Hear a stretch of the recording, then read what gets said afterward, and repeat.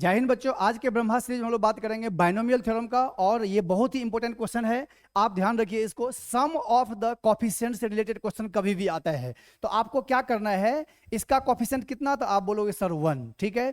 X का coefficient कितना है तो आप बोलोगे सर 1 ले लो, ठीक है। लेकिन यहां पर ध्यान देने वाली बात है कि अगर ये सिर्फ बोलता है सम ऑफ द कोफिशिएंट तो हम इसकी पावर 50 लगा देते, लेकिन इसने बोला कि भाई ऑड पावर ऑफ एक्स, यानी कि 50 से पहले ऑड पावर क्या होगा, आप बोलोगे बेटा 49 होगा, ठीक है ना। तो आपका आंसर कितना आ जाएगा, 2 की पावर 49, यानी कि सी इज करेक्ट आंसर। अगर आपको अच्छा लगा है तो अपने दोस्तों में शेयर कीजिए और चैनल को सब्सक्राइब करें। बच्चों, आज की क्लास में, आज की ब्रह्मा सीरीज हम लोग बात करने वाले हैं बाइनोमियल थ्योरम का क्वेश्चन, और ये एनडीए में आया हुआ क्वेश्चन है। आपको पूछ रहा है the number of terms in the expansion of this, यानी कभी भी अगर आपको ऐसा टर्म दिखे कि x प्लस ए की पावर n दिया हो प्लस x माइनस ए की पावर n दिया हो, तो इसका जो ट्रिक होगा वो आपका क्या होगा, n/2 और +1। ये ट्रिक आपको ध्यान रखना है। n मीन्स कितना, आप बोलोगे सर 100, तो 100 अपॉन में 2 और +1, आंसर इज 51, यानी कि सी इज करेक्ट आंसर। तो नंबर ऑफ टर्म से रिलेटेड क्वेश्चन है और ये एनडीए 2017 में आया हुआ। तो आज की ब्रह्मा सीरीज हम लोग बात करेंगे परमुटेशन और कॉम्बिनेशन का, एनडीए सेकंड एग्जाम में 2019 में आया हुआ क्वेश्चन, ठीक है। क्वेश्चन क्या बोल रहा है, what is the number of diagonal of an octagon. कभी भी आपको डायगोनल से रिलेटेड क्वेश्चन पूछे, ठीक है, किसी भी पॉलीगन का अगर आपको डायगोनल निकालने का फॉर्मूला पता करना है तो n into n-3 divided by 2, इस फॉर्मूला को आप याद रखना। बात क्लियर है। n की जगह पे आप क्या रखोगे, ऑक्टागन। ऑक्टागन में कितने साइड होते हैं भाई, आप बोलोगे सर 8 होते हैं। 8 इंटू 8 में से 3 चला गया 5 डिवाइडेड बाई 2, आपका बहुत प्यारा रिलेशन बन के आया, यानी कि 20 डायगोनल आपका निकल के आ जाए। तो आज के ब्रह्मा सीरीज हम लोग बात करेंगे परमुटेशन और कॉम्बिनेशन का, बहुत ही अच्छा रिलेटिव क्वेश्चन। देखिए क्वेश्चन कितना बढ़िया दिया हुआ है।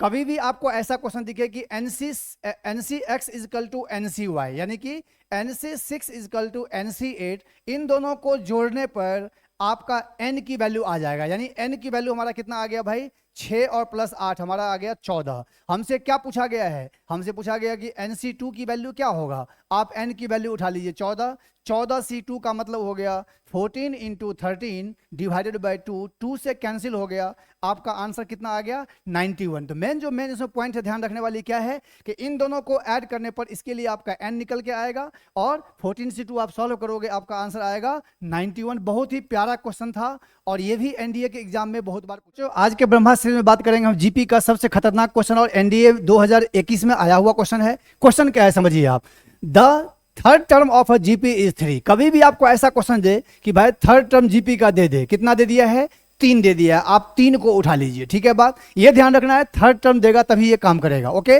आपको बोले what is the product of its fifth term, और ये भी फिक्स है कि अगर थर्ड टर्म की वैल्यू दे दे और पहले फिफ्थ टर्म की आपको वैल्यू पूछेगा, ठीक है, आप कुछ नहीं करना है। थर्ड टर्म की वैल्यू में फर्स्ट फिफ्थ टर्म पूछ रहा है तो आप क्या करो, 3 की पावर डायरेक्ट 5 लगा दो। 3 की पावर 5 कितना होता है, 243। आपका आंसर कितना आ जाएगा भाई, 243। B is correct answer. तो आज के ब्रह्मा सीरीज में हम लोग बात करेंगे एपी का क्वेश्चन, और ये बहुत ही अच्छा क्वेश्चन है। अगर आप देखेंगे तो एनडीए 2019 में आया हुआ क्वेश्चन है। क्वेश्चन क्या बोल रहा है भाई, what is the value of 1 - 2 + 3 - 4। यानी आप देखोगे सीरीज क्या हो रहा है भाई, इंक्रीजिंग ऑर्डर में जा रहा है, यानी एक बार प्लस, एक बार माइनस, प्लस माइनस प्लस।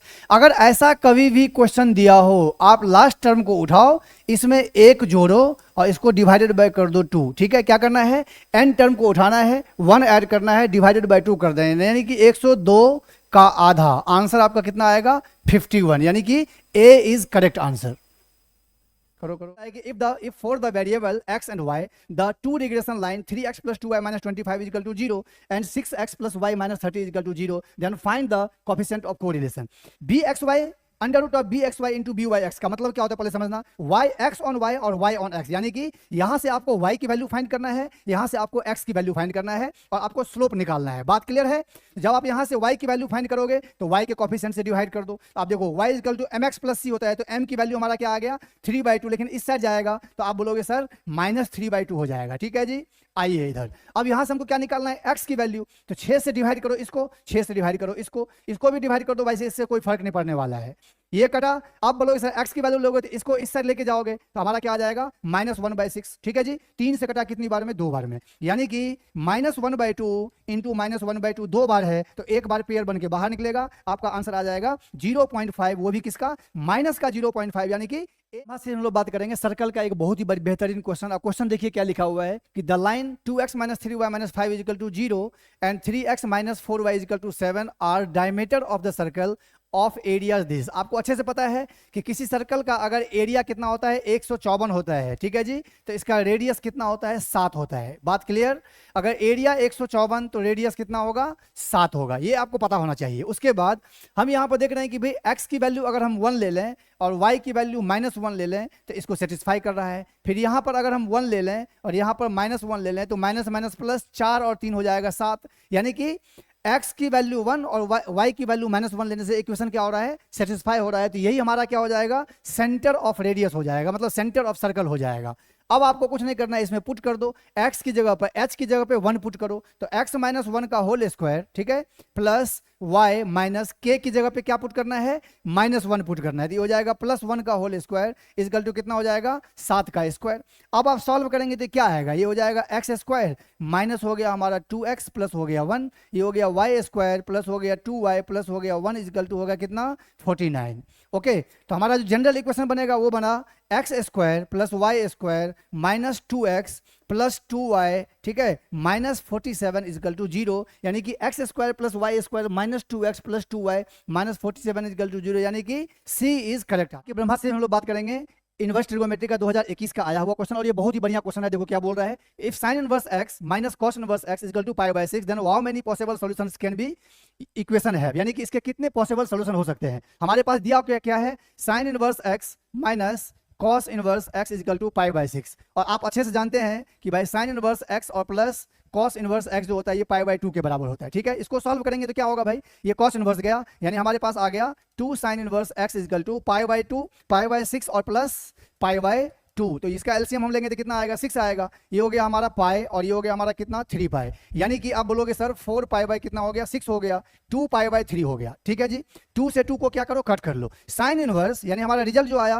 वो आया sine inverse equal to pi by 3। आपको अच्छे से पता है साइन पाई बाई 3 का मतलब क्या होता है 60 डिग्री, और साइन 60 डिग्री की वैल्यू क्या होती है √3/2, यानी कि एक यूनिक सॉल्यूशन आया जो कि एक ही वैल्यू है √3/2, इसलिए इसका आंसर क्या होगा। ब्रह्मास्त्र से हम लोग बात करेंगे प्रोबेबिलिटी का 2021 का आया हुआ क्वेश्चन। अगर आप एनडीए 2 का एग्जाम देने जा रहे हैं तो इस क्वेश्चन को जरूर आपको देख के जाना चाहिए। क्वेश्चन बोल रहा है कि if the mean of the frequency distribution is 100, यानी मीन आपको दे रखा है 100 एंड कोफिशिएंट ऑफ वेरिएशन कितना दे रखा है 45%। ठीक है, आपको बोल रहा है व्हाट इज द वेरिएंस, आपको वेरिएंस निकालना है, यानी कि कोफिशिएंट ऑफ वेरिएंस आपको फाइंड करना है। बात क्लियर, यानी आपको वेरिएंस फाइंड करना, कोफिशिएंट ऑफ वेरिएशन आपको कितना दे रखा है 45। तो सुनो भाई, आप डायरेक्ट यहां पर रख दो 45 यहां दे रखा है, आपको under root of variance find करना है। ठीक है, डिवाइडेड बाय मीन कितना दे रखा है 100 दिया हुआ है इनटू 100। मीन्स कहने का ये है अगर आपको ये फॉर्मूला पता है तभी आप इस क्वेश्चन को बना सकते हो। ठीक है, तो वेरिएंस इज इक्वल टू कितना हो जाएगा, स्क्वायरिंग बोथ साइड करोगे तो 45 का स्क्वायर कर दो 20 25 आपका आंसर हो जाएगा 2025, यानी ए इज करेक्ट आंसर। तो अगर आप एनडीए का एग्जाम देना चाहते हैं इस बार का तो इस क्वेश्चन को जरूर देख के जाएं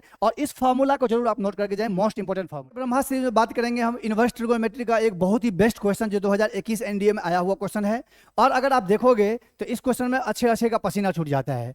if sine inverse x plus sine inverse y plus sine inverse z equal to कितना दिया है 3π/2, इसको मैं बेटा बनाऊंगा हिट एंड ट्रायल से, यानी कहने का मतलब हम यहां पर x की जगह पर y की जगह पर और z की जगह पर अगर हम x की वैल्यू भी π/2 रख दें, ठीक है, y की वैल्यू भी π/2 रख दें और z की वैल्यू भी π/2 रख दें, तो आप मुझे बताओ π/2 प्लस π/2 प्लस π/2 कितना हो जाएगा 3π/2 हो जाएगा। बात क्लियर। अब सिंपल सा फंडा है, साइन π/2 की वैल्यू कितनी होती है 1 होती है, यानी x की वैल्यू हमारा 1 निकल गया और 1 की पावर आप 1000 लगा दो। ठीक है, ठीक वो इसी तरह से साइन इनवर्स y की वैल्यू कितनी हमारा है π/2, यहां भी 1 लगेगा। साइन 90 डिग्री की वैल्यू कितनी होती है 1 की पावर 1001 और प्लस 1 की पावर ये भी कितना हो जाएगा 1002 हो जाएगा, यानी कि साइन 90 डिग्री की वैल्यू आपको पुट करना था 1 + 1 + 1, 1 की पावर चाहे आप कितनी भी लगा दोगे 1 + 1 + 1, आंसर कितना हो जाएगा आपका, आप बोलोगे कि सर 3 हो जाएगा आंसर, यानी कि सी इज करेक्ट। हम लोग बात करेंगे ट्रिगोनोमेट्री का एक बहुत ही बढ़िया क्वेश्चन 2019 एनडीए में आया हुआ क्वेश्चन है। अगर आप देखेंगे पी की वैल्यू आपको दे दिया है ये,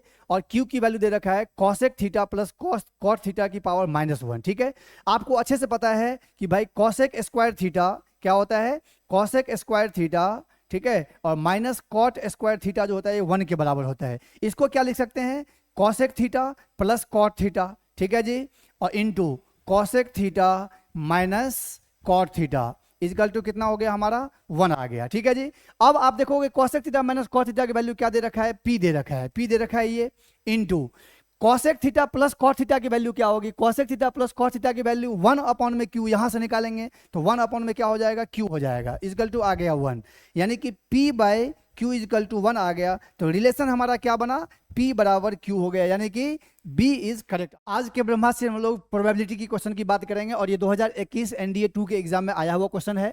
देखो क्या बोल रहा है कि भाई अगर सिग्मा एक्स आई की वैल्यू 110 है, सिग्मा एक्स आई का स्क्वायर की वैल्यू 1540 है, तो आपको बोल रहा है then what is the value of variance, यानी वेरिएंस की वैल्यू आपको फाइंड करनी है। आपको ये फॉर्मूला पता होना चाहिए कि वेरिएंस इक्वल टू क्या होता है, सिग्मा एक्स का स्क्वायर डिवाइडेड बाय एन। तो सिग्मा एक्स, आपके पास सिग्मा एक्स कितना दिया हुआ है, तो आप बोलोगे कि सर हमारे पास सिग्मा एक्स स्क्वायर दे रखा है 1540, तो 1540 रख दो, और एन की वैल्यू कितना है बेटा, एन की वैल्यू ये 10 दिया हुआ है, ठीक है, माइनस सिग्मा एक्स की वैल्यू कितना दिया है 110, तो 110 का स्क्वायर करेंगे तो 101 121 00, और डिवाइडेड बाय 10 का स्क्वायर करोगे तो 100 हो जाएगा। ये इससे कैंसिल हो गया, ये इससे कैंसिल हो गया, 154 में से 121 चला गया, तो आप बोलोगे सर 33 जो है ये हमारा करेक्ट आंसर हो जाएगा बी। ब्रह्मास्त्र सीरीज में बात करेंगे हम 2021 एनडीए में आया हुआ क्वेश्चन, और बहुत ही बढ़िया क्वेश्चन है। आज के डेट में भी इस क्वेश्चन को बहुत बार पूछा जा रहा है। क्या बोल रहा है, the mean of 10 observation is 5.5। आप समझना, मीन कितना दिया है 5.5। अब क्या बोल रहा है, जहां पर ये वर्ड लिखा हो if each observation is multiplied by 4, इस लाइन को आप ध्यान रखना। अगर हर एक ऑब्जर्वेशन में 4 से मल्टीप्लाई कर दिया जाए, तो आप पहले क्या करो, इसमें 4 से मल्टीप्लाई कर दो, तो 5.5 को 4 से आपने मल्टीप्लाई किया, तो आप बोलोगे सर ये हो जाएगा हमारा 22। बात क्लियर, ठीक है जी। एंड सब्सट्रैक्टेड फ्रॉम 44, अब इसमें से 44 में से इसको 22 को क्या करना है, घटा दिया जाए, तो बोलता है कि what is the new mean, तो नया मीन हमारा कितना आ जाएगा 22 आ जाएगा, यानी कि बी इज करेक्ट आंसर। में बात करेंगे ट्रिगोनोमेट्री का क्वेश्चन, और ये क्वेश्चन कोई डिफिकल्ट क्वेश्चन नहीं है, लेकिन अगर आप इसको अच्छे से समझोगे आपको बहुत ही आसान क्वेश्चन लगेगा। देखो क्या बोल रहा है, what is the value of cos 46, cos 47, cos 48, cos 49, cos 50 dot dot dot, कहां तक है, cos 135 तक है। आप मुझे ये बताओ कि बीच में कभी ना कभी cos 90 आएगा, आप बोलोगे सर बिल्कुल आएगा, क्योंकि भाई लगातार है, कहां तक, cos 46 से लेकर के cos 135 तक है, तो बीच में cos 90 आएगा, और cos 90 की वैल्यू क्या होता है, 0 होता है, और 0 को चाहे कितने भी सीरीज से मल्टीप्लाई कर दो उसका आंसर कितना हो जाएगा, 0 हो जाएगा, यानी कि बी इज करेक्ट आंसर।